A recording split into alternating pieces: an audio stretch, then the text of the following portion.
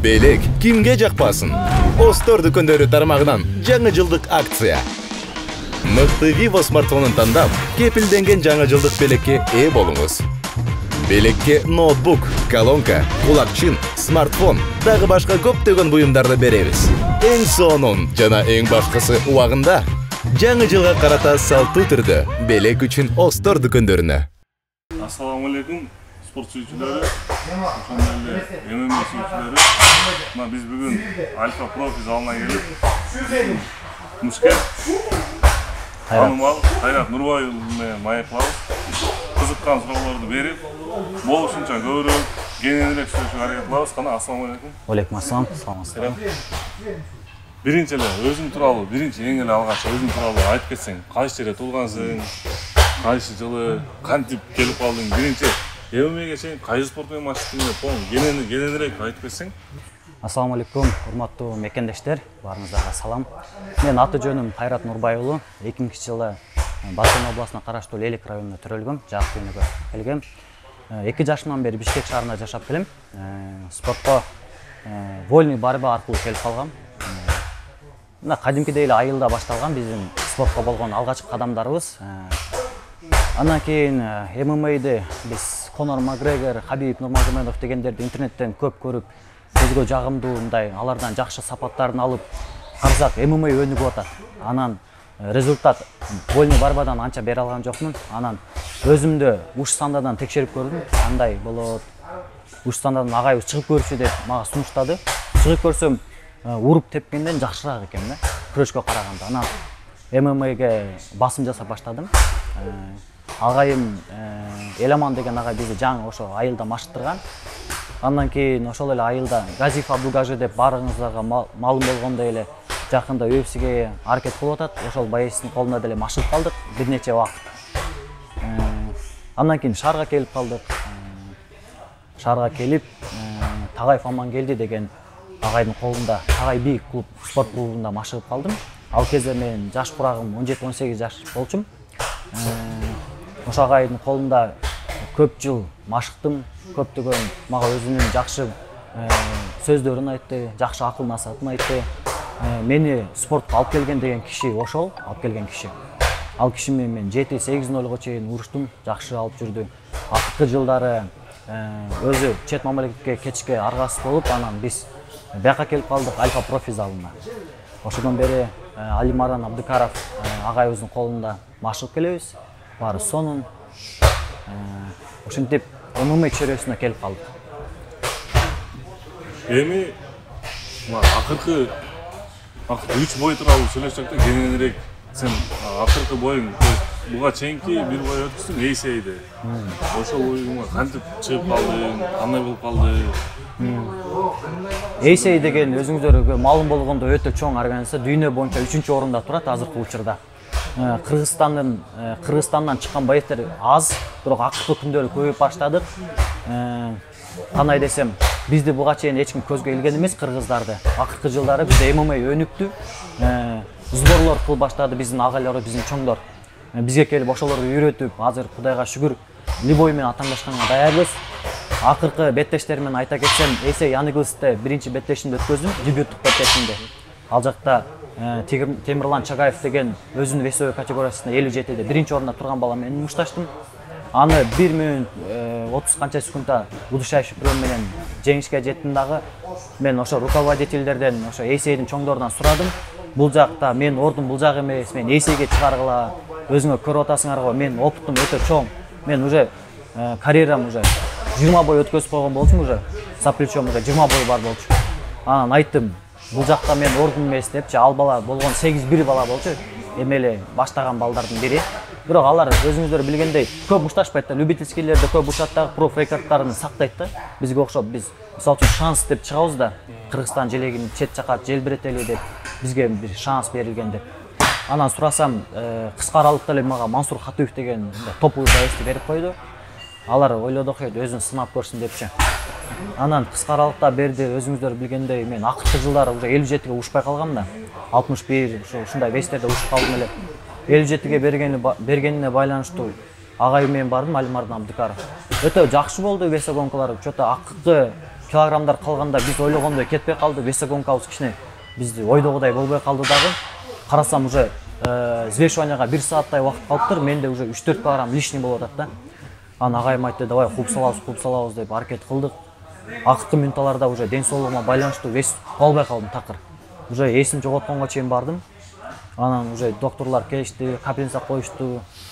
Эме деди, ты готов продолжать депчи, выступать будешь деп сурап калды. Анан мындай чувство болду да, ушунча кыргыз элинин атынан келдим. Бул жака келип туруп ден соолугум деп эле чыкпайм деп койсом, элдер эмне дейт? Элдер ойлойт да. Ар ким ой аткандай да. Бул коркуп эле чыкпай койду, так деген сөздөр болбосун деп агайым менен кеңешсем, айтты, сен утасың аны деди. Капельницаларды койду, бирок өзүмдү бир аз начар сездим. Чыкканда деле мындай мурдакыдай өзүмдү сезбедим. Вес деле анча набирать эте албадым да. Сопернигим деле өтө сонун болчу, топ 5-та болчу да. Аны мен бирдей эле уштум, бирок акыркы минуттарда пачкам раздельным решением судьи уткузуп бердим да, 1 очко ашып кеттир. Бирок эч сынган жокпуз. Баары Алланын буйругу деп өзгө деле айттым, это Алланын колунда баары депчи. Мен жашмын деп ага айтым, түшүндүрүп. Ал деле жакшы бала экен, мындай. Мен түшүнүп, ты воин, брат, всё у тебя впереди деп. Аны деле убакыт келип калды, 27 уже 30га чыгып калган бала. А мен мындай эми 23 жаштамын. Келечегим кең деп өзүмдү мындай сыккан жокмун. Радиолкага чыкканда, конечно, бир сыйра мындай эме болду, өзүм ызаландым. Кыргыз эли эмне деп ойлойт эми депчи. Үйгө барганда, гостиницага баргандан кийин телефонду карасам, уже элдер жакшы сөз жазып баштаптыр, кичине көңүл көтөрүлдү. Анан 1 жыл бою бой жок болду почти. Ошол жылы мен эч ким менен уруша албадым да, мага соперник табышкан жок. Эйсей деген башка жактан соперниктер келет, давай деп макул болом. Акыркы беттештерин көрөт да, уже урушпайт. Акыркы беттешинде, конечно, Мансур Катыевко равный бой эле берип койгом да. Ошого байланыштуу мен айтып аттым, 57-ге урушпайм, 61-ге давай деп айтып аттым. Анан мына EFC жакында эле өттү, 23-декабрь. Именно ошол бой айтабыз. Ошол бойдо айта кетсең, кантип чыгып калдың, соперник кандай болду? Сен сага сунуш кылдың соперник, ушул менен түшөзүң, либо сен өзүң тандадыңбы, кандай болду? Ушуну тууралуу айтсаң, EFC деп башташтың. EFC мага бир нече ай мурун сунуш кылды. Ушундай биз өтө чоң масштабный юбилейный турнир өткөзүп атабыз. Боюң алдыда жок болсо макулсуңбу деди эле. Мен менеджерлерим менен сүйлөшүп аттык эле, мына One Championship'ка контракт түзөбүз деген эме сунуштар келип атты эле. Дубайда бой өткөзөсүң деп мага сунуштарды берип атты эле, анан мен ошого даярданып аттым эле. Анан айттым, Шолобайке, алдымда боюм бар. Эгерде боюм жок болуп калса мен макул чыгам дедим. Соперник бирок таба аласыңарбы? Акыркы учурдарда мага соперник табыш аябай оор болуп атат дедим. Десем табабыз деди. Анан ошо берки One Championship'тин деле эме келбеди, сунуш келбеди. Башка жактан күттүк, дубайский организациялардан келбеди. Чынын айтсам, ММА серияга деле канча эме таштап көрдүк заявка. ММА серияда 61де көптөгөн байестер бар, жакшы байестер. Көбү отказ кылып, мага менеджер айтат, мына мынча байес отказ кылды деп таппай атты. Анан EFC айтты, таап беребиз, чыгасыңбы деди эле, мен макул болдум. Уже айлам жок калды да, быйылкы жылды победный серия менен жабайын депчи. Анан Сергей Горин деген баланы таптыр. Бул өзү профессиональный рингде 4 деп өтөптүр, 4-0 экен. Анан жанагы бар кызыгып жүргөн хайп, жанагы Pop MMA деген тармакта чыгып жүрүптүр, ал жакта деле 4-0 экен. Анан жанагы эмеде ушат го көчөдө Стрелка деген. Ошол жакта 17-1 экен рекорду, ал деле рекордко кирет экен. Анан мен аны биринчи көзгө илген жокмун, мындай эле бала деп ойлодум да, кийин эле балдар жиберип баштады мага, мындай бала экен, мындай жакшы бала экен деп. Биз жактан кыргыз балдардан Мухаммед Али деген ошо Pop MMA чыгып жүргөн балам деле утуптур. Анан кичине жакшыраак, серьезныраак кичине карап койдум, кичине жакшыраак акыркы боюм кыргыз элим алда уят болуп калбайын, утулуп калбайын депчи. Анан веске келгенде, вести өзү эме кылдык, 64 килограммга сүйлөштүк. Мен кичине вес кылып атканда кыйналып калдым ошо. Сопернигиме ыраазычылык билдирип, ушундай рисковать этип чыгып бергенинечи. Шолобайкелерге деле рахмат. Жылды буюрса жакшы жаптым. 2024-жыл буюрса EFC'ге кайрадан контракт түзөө же болсо ошо One Championship деп ойлоп атам, чет жака өзү агайым менен деле кеңешип көрсөм, сага алдын биринчи бойлоруңда топовый боецтерди берип койду. Эми өзүңдүн уровеньдеги балдар менен акырын чыксаң жакшы результат бересиң деди да. Буюрса 2024 жакшы результат көрсөткөнгө аракет кылабыз буюрса. Sen akırkı boyunda, men görök AC'deki boyunda ошол тууралуу сүйлөшкүм келип атат. Sen top 5'teki bala менен Мансур Катуев чечен бала менен тең-бетеңге мен боюң көрдүм, ошол убакыттан прямойдон көргөм, азыр да көрдүм. Почти ровный эле бой болгондо, и сен ошондо сен заменага чыккансың да. Ооба, кыска аралыкта заменага чыгып калдым. Заменага чыгып, топ 5'teki 57'ge чыккан, э? 57'ge. Топ 5'teki балага ошончо тең бой бердиң да. Sende потенциал бар, gelecek var, güç çağına var. Sana dagı çoğun organizasyonlarga, uyumlara çıkan ne mesele edip AC'ge, Van var AC'ge, например, Van'ga aldı da UFC'ge, то есть AC'ge, либо Van'ga деген yakınırak planlar var. Sizinle uğraştık kalsın, görüyoruz. Мен ошо акыркы учурларда ойлонуп атам, AC'ге чыгыш үчүн кандайдыр бир башкача бир нерселерди колдонуш керекпи же ал жакта бүт баары эле жанагы эмеде отурат, химияда отурушат да бүт баары. Бизде кыргыздарда бизде кичине эме жок да, химияга же болбосо спонсор жактан кичине эме да. Ошо кыргыздарда спонсор жоктугуна байланыштуу кичине эме болбой атат, же менеджер тараптан жакшы иштебей атпы, ошентип ойлоп атам да. Кыска аралыктарда бойду берсе ошого байланыштуу биз жакшы чыга албай атабыз да. Эгерде бойду алдын ала берсе, бир ай, 2 ай бизге убакыт берсе, мен ойлойм, если сен даярданып 2 айдан кийин Мансур Катуевди алмакчысың деп, себеби комментарийге кирдиң, окудуң, көп эле жакшы иштер жазылганда, буга чейинки боецтерди сен заменага чыгып минттиң, антиң деп, сенде себеби сен ровный бой бердиң, ошонун баары жакшы жазды да. Алдыда эми даярданып 2 ай алдын даярданып чыга турган бойлор барбы?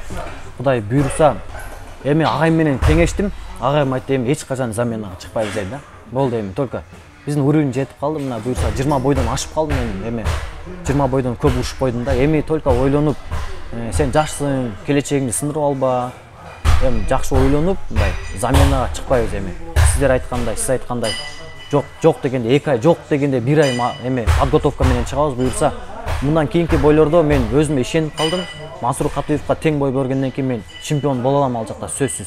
Эмки кийинки бойлордо 61 килограммда буйруса күч сынашам эми мындан нарычы. Анткени мен өсө турган боецмин, өсүп атам, азыр жашмын. 57-ге кайра кое берсем мен организм кыйналып калат экен. Ошондуктан чогуу машыккан досторум деле, эдилдер, улуктар мага айтат уже 61-ге чыксаң буюрса сенде эме көбүрөөк болот физика депчи. Кийинки бойлорумда буюрса 61-де чыгып баштайм буюрса. Эгерде сунуш келип калса кайра Мансур Катуев менен реванш деп, албетте 2 ай мен подготовкага сурайм. Кудайым буюрса 57-ге так кылып туруп реванш алганга даярбыз. Жакшы подготовка менен. Мен ойлойм буюрса 57-н AC'дин поясына деле талапкер болгонго даярмын иншалла. Эгерде жакшы подготовка болсо эле. Sana ilgilik, sende gelecek var, sende bardык narsa var, boks var, güreş var, grappling, sen boydan görüp kelebиз. Sana ilgilik, çoğun uyumlardan görüyoruz, bakalada senebиз. Sana erkin mikrofon, misалы жаш спортчуларга, өзүңдүн görmanlarыңа, болельщиктериңе кенен сүйлөп, кенен микрофон. Урматтуу мекендештерим, урматтуу көрмандар, сіздерге үй-бүлөңүздөргө тынчтык каалайм. Ар дайым үй-бүлөңүздөргө тынчтык болсун. Журтубузда, элибизде эч качан ызычуу, жаңжал болбосун. Тынчтыкта жашайлы. Анан жаш спортчуларга айта кетчү нерсем, спорт менен машыккыла, спорт менен алек болгула, бош убактыңарды тикке кетирбегиле демекчимин. Спорт залга келгиле, чогуу машыгып, Кыргызстан желегин көккө желбиретели. Ошондой эле ар дайым мени колдоп жүргөн байкелериме, досторума чоң рахмат, спарринг партнерлорума. Буюрса 2024 ойлойм кыргыз элинен, кыргыздардан көптөгөн боецтер UFC'ге чыгат деген ишеничтемин. Буюрса бүт баарыбыз биригип, баягы айтат го, бөлүнбө кыргыз бөлүнбө, бөлүнсөң бөрү жеп кетет, бөлүндү кыргыз эли деп бөлөк элге кеп кетет деген демекчи. Бардыгыбыз бир болсок буюрса баарын жеңебиз, алга Кыргызстан. Рахмат. Убактыңды бөлүп, кенен биз менен маек курганыңа ийгилик. Рахмат. Алдыңкы бойлоруңа жалаң жеңиш менен кайт.